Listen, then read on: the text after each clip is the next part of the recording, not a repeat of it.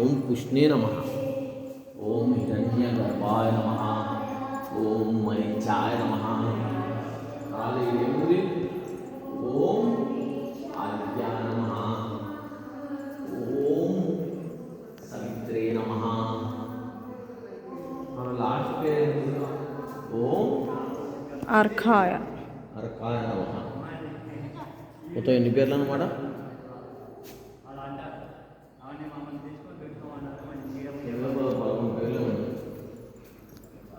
Apple ఇట్రా, Apple.